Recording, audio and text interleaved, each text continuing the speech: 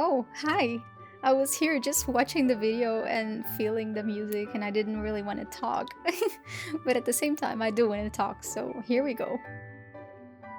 On my last video, I was talking about how I've been watching my habits from a non judgmental place and trying to be nicer to myself.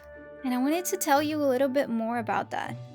Because to me, it's so funny that I used to hear those advices like, be kind to yourself, and me myself be so proud like, oh yeah, I got this, I'm nice to myself all the time. And oh boy, I was wrong. But wrong is not even a good word for that. I did not know what I was doing to myself, because I guess if we knew, we would at least try to be better slowly. But I don't think I knew what I was doing because it was not something that I was aware of. We all think we are in control of the things that we do or think about, but it's more like we all have patterns that are kind of programmed into our subconscious and we are not really aware of what's happening. And these patterns come from years of reinforcement through repetition, either by our own experiences or by the things that we hear all the time from the world around us or our families when we were growing up. That's why sometimes therapy spends so long talking about your past or your childhood. Because the people who spent the most time with you were constantly showing you life and the way life was to them. And you know that we are little sponges slash parrots when we were kids, more than in our adult lives. So we're super vulnerable to shaping our minds by the things we absorb, more than any other time in life. Suddenly, the reality that we're shown becomes our reality, and we don't even realize that there is other possibilities. We forget that the one reality that was shown to us is not the only reality that is possible in the world.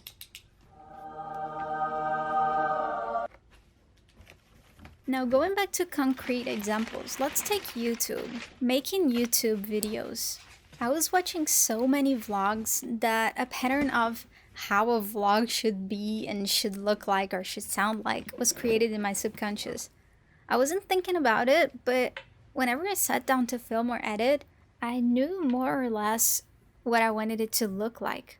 I recreated what I saw in my own ways, of course. I did it with the same kind of shots, the same kind of music, the same angles, the same subjects. And you might say, yes, Ivna, that's how a human being works. We consume things that inspire us and make things our own way out of that. That's how humanity has invented things since forever. To a certain degree, I sincerely agree with that, but now I believe that there is a deeper trap catching us there. A simple example is that it sounds a bit too common sense and ridiculously simple to our conscious mind when we say that we shouldn't do things like others. I told myself many times I could do anything with my YouTube videos, but it didn't really matter. We end up doing things not because of what we think consciously about it, but by what we feel deep inside from context and repetition. The big important question is that a bad thing? Well, for a simple YouTube video, of course, it's really chill and even cute that we're all a big ball of the same kind of content. And that's why we enjoy so many similar channels. If we like the style of a song, for example, we would love to find more songs with the same vibe. So if watching art people makes us feel motivated to draw, then we would watch more. It makes sense and it makes us feel good. I think the problem starts where our conscious feelings end. The dark side of that is the whole comparison with others. I subconsciously felt so behind and so unsuccessful just because I wouldn't have hundreds of orders that I saw in some of those YouTube videos, and even filmed myself packing orders when I really didn't want to, because I love, personally, when you feel the surprise. What I mean is, we know that we shouldn't compare ourselves to other people, but I kind of love and hate that advice. I love it because it's true, but I hate it because it's just part of our nature. We compare things all the time, it's the reason we're alive. If we didn't compare or judge, we wouldn't be here. But I agree that we should be more than our nature. And that happens when we allow the thoughts to come, but don't really engage with it. It's what we do with the thoughts that count. If we go on and keep feeding the idea that we're not successful or that we're not drawing enough, for example, we're gonna find 1,000 reasons to agree with that because our brains are really good at it. But if we brush it off or laugh about the thought, or even better, transform it into, oh, I'm feeling jealousy because I really want that. Is it worth it to want this? How can I get closer to it? Considering my own personal life. This is still engaging with your thought for a while, but bringing the feelings of awareness and conscious to it, not letting it repeat itself in a negative loop. I noticed it was happening to me, for example, when I would binge sugar while I watched those YouTube videos, and how it wouldn't really motivate me anymore. It was definitely not relaxing. I would tell myself, oh yeah, that's what people do. They watch movies and eat popcorn. I'm just watching a YouTube video and eating chocolate. That's normal, that's common. People do it all the time.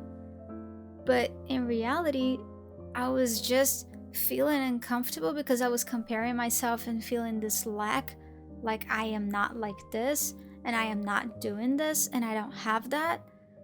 And instead of being with that uncomfortable feeling and understanding and seeing what I can do with my own situation to get closer to that, because that's what I want, instead of doing that, I was just ignoring that I was feeling it and covering it up with sugar, with a hyper consumption of sugar. And it would have been easier to just dismiss it as life and, oh, people do it, so I can do it too. That's normal, that's life. But to me personally, it was easy to catch.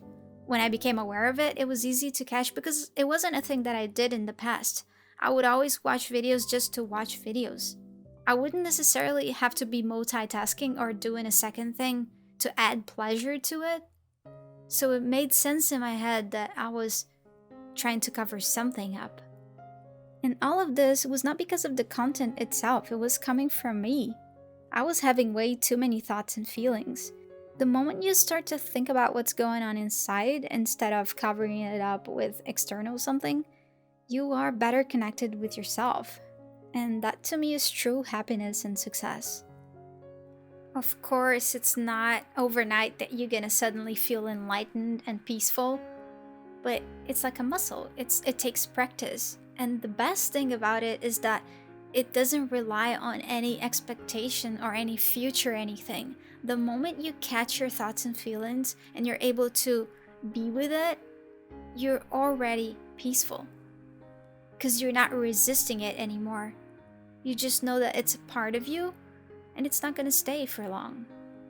Or I can also soothe myself and either find something to get closer to my goals, or to just tell myself that I'm really doing the best I can and some things are out of my control, and that's okay, that's part of life. The better I am in peace with it, the less I'm gonna dwell on the negative loops. Is it easy? No. Is it guaranteed to work every single time? No. But is it better than just letting your mind do whatever it wants and go in places you really don't want to be in? Most definitely. Going back to the things we watch, you could say, oh, Ivna, there are so many things to watch on YouTube. What you're describing, it's just a portion of it. Not everything is just people working. You could have watched some other videos and being inspired by some other videos. And that's exactly my point. We choose to watch certain videos and we might think we know why. For example, oh, it's art, I want to watch it. Or I think that we're so random with the things we pick. But in reality, we're picking exactly what matches our current vibe. We're unconsciously choosing what matches our current reality. And those things resonate with us in a slightly deeper level than our conscious thoughts.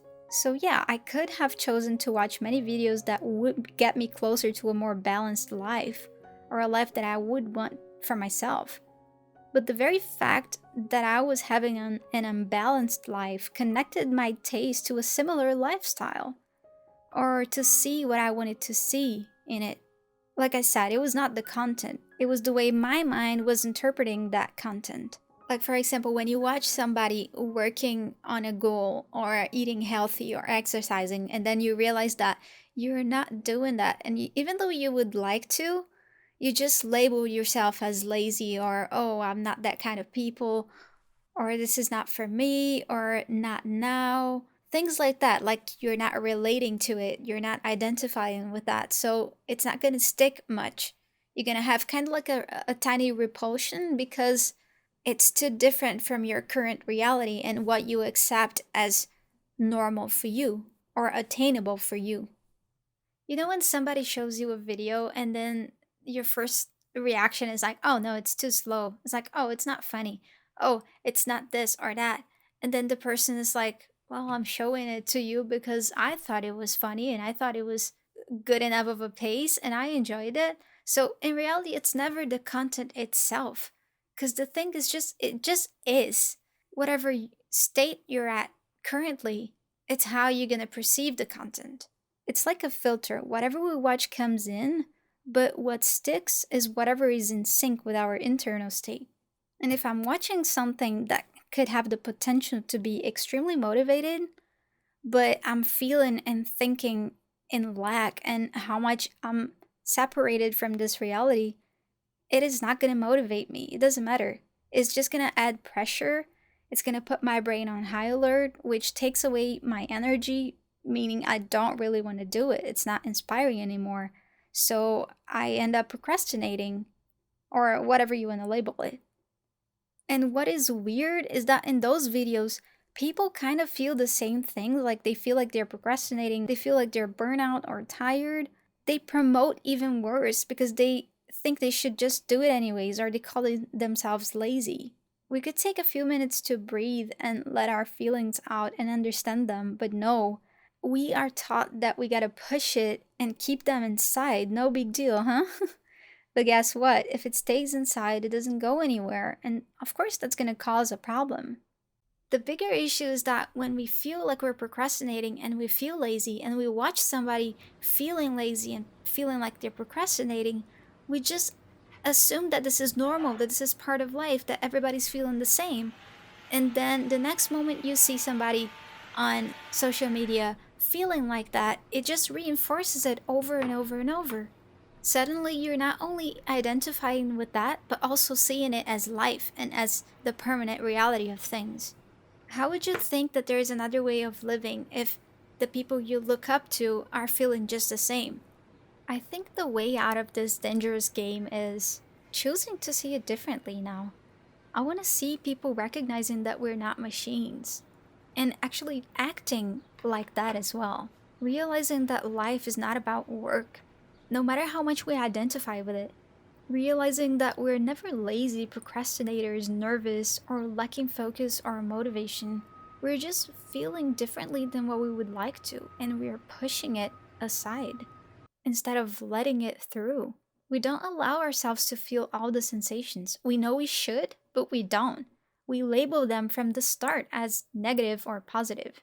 We don't like feeling negative. Okay, I get it. But to not allow it to happen is just a recipe for disaster. Your body is made to feel everything, to go through everything. You are way stronger and way more resilient than what you think. Just watch, feel your own self, and just watch what you're capable of. Given enough rest and time for yourself, I'm sure you can do it. Slowly, step by step, and focusing on what's important, which is your actions. Maybe that's exactly what you've been craving to see life as a wonderful thing that it is. Because it is. With all that said, I've been enjoying content from creators that make the complete opposite of what was been marked in my mind as what I should make. I'm having the best time on YouTube with calm, peaceful, slow-paced videos and beautiful words and worlds. And I would not trade it for the quick, funny, relatable, full of memes style anymore. Nothing against those at all. I just don't want them to be the main theme anymore, especially at the state I am with my life. It just doesn't serve me. It's like a lot of information at the same time, and it's just overstimulating my brain. And if my brain learns to be hyperstimulated all the time, how can I expect it to be chill and calm?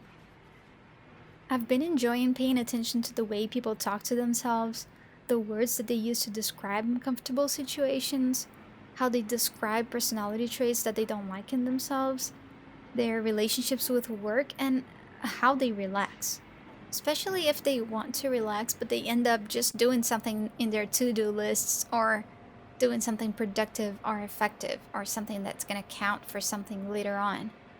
Because that's reinforcing the thought that we need to be doing something with a purpose all the time. And we really don't. As a consequence, when you're not doing something that feels productive or purposeful, you feel bad, you feel guilty, you feel ashamed. And I don't need to tell you that that doesn't serve you, right?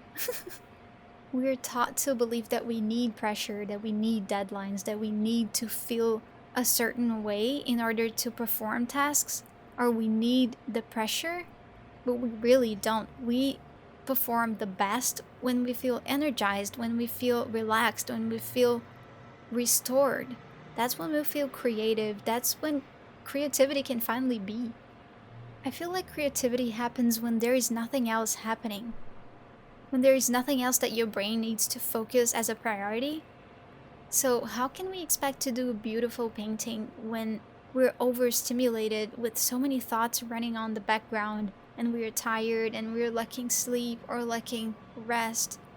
It doesn't matter if it's something simple or if it's a childlike illustration or something that looks easy. Your brain has priorities, and if you're not giving it enough to function properly, how can you expect more and more? Again, something that sounds very obvious and common sense, but watch the way you talk to yourself inside your head. I'm naturally a calm person, but I was definitely not treating myself with the same peace and calm. I was putting my brain on high alert all the time with the amount of pressure and shame and guilt that I was putting on myself, with those same old thoughts of I'm never doing enough. So, yeah, I've been very aware of the things that I want to repeat as normal and what I want to accept in my brain from now on from the things that I consume. If somebody is overworking and is showing me all the signs of exhaustion and burnout, yet still believes being anxious, nervous, and lacking focus or motivation is just part of life, like a dead end that all humans reach when they grow up, why would I let my brain believe that's true? If somebody believes that when they feel burnout, they must push through, just have a bad day and forget it all for a while, then again, you're just waiting to feel bad again and again and again and call yourself lazy and feel distant to the things that you love. And it's just this domino effect that has a really bad outcome. Why would I allow my mind to remember this and think that I must be lazy if I don't want to work?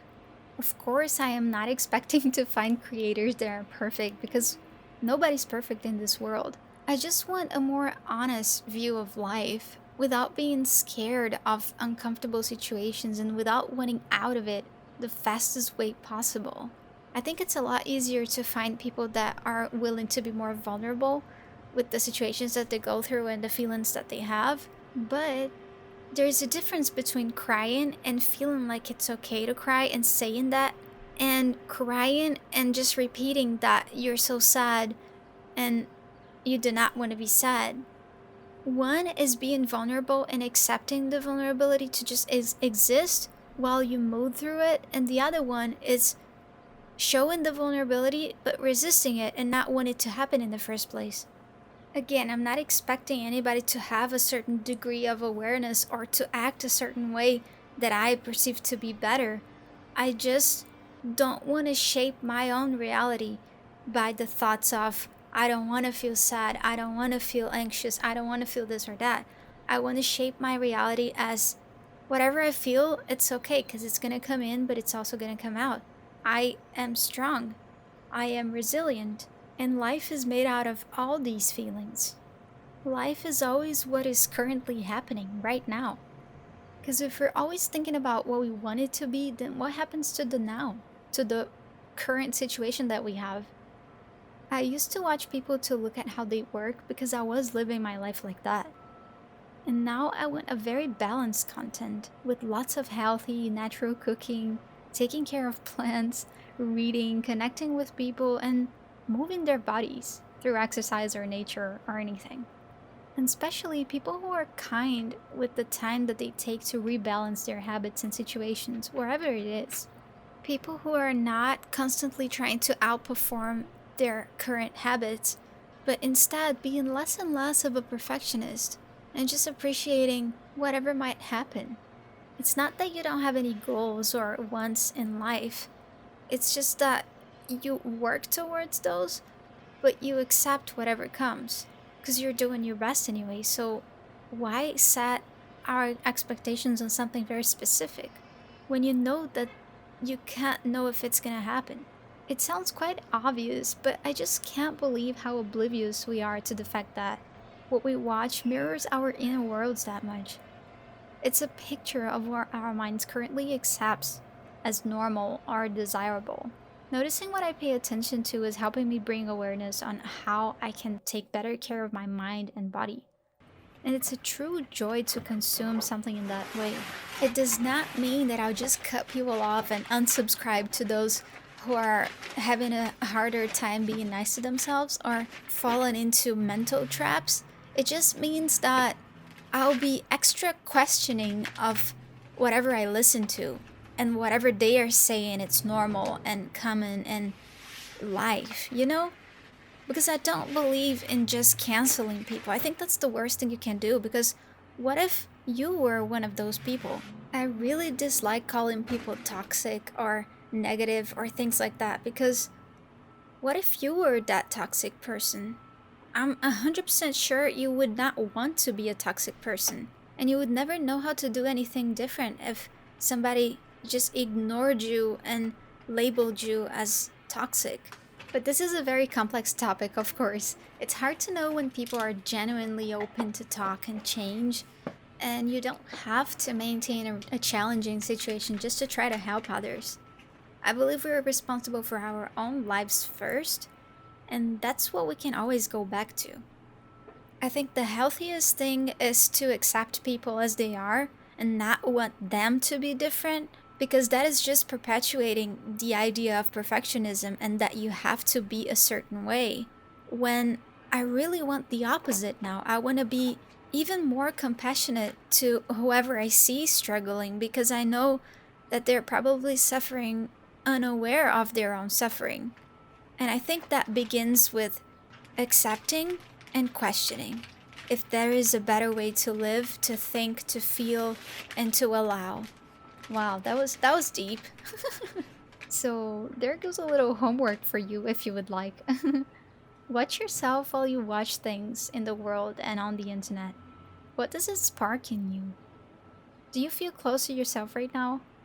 To the things that you want to do and know that you want to do? How can you act differently? Again, not about putting pressure on yourself. It's about being aware. If you can't change it, that's okay. Don't beat yourself up for your current situation. But at the same time, if it is your situation, how can you feel differently about it? Can you tell yourself you're doing the best you can? Can you find content to lift up your mood, hopes, and goals? Not content that's gonna push you to do more and expect more and want more, but content that's gonna make you realize that you have a pretty good life and you have it right now. People that show you tiny things that you can do to better your day, like cook a nice meal for yourself, or exercise, or go outside for a walk and pay attention to the things around you, or I don't know, just sit for 10 minutes and watch your thoughts. Are you thinking thoughts that are gonna help you and that serve you? Are you being nice to yourself? How can you be nicer to yourself? I hope you find your people. I hope you had a good time watching this video, and I hope you stay for the next ones. At least one thing I know I wasn't allowing in my subconscious is the whole like, hey, like, subscribe, don't go away without commenting, blah, blah. Because I really think we all know how YouTube works, and you will like, subscribe, and comment if you feel enough to do it. If you feel like you want more of this, or I don't know, if you feel something. So no pressure at all. I'll never tell you what to do. You just listen to yourself and you do what you feel like. It's always up to you. But anyways, I hope to see you in the next video anyways, just because. Thank you so much for watching. Thank you for being here. And I'll see you in the next video. Bye!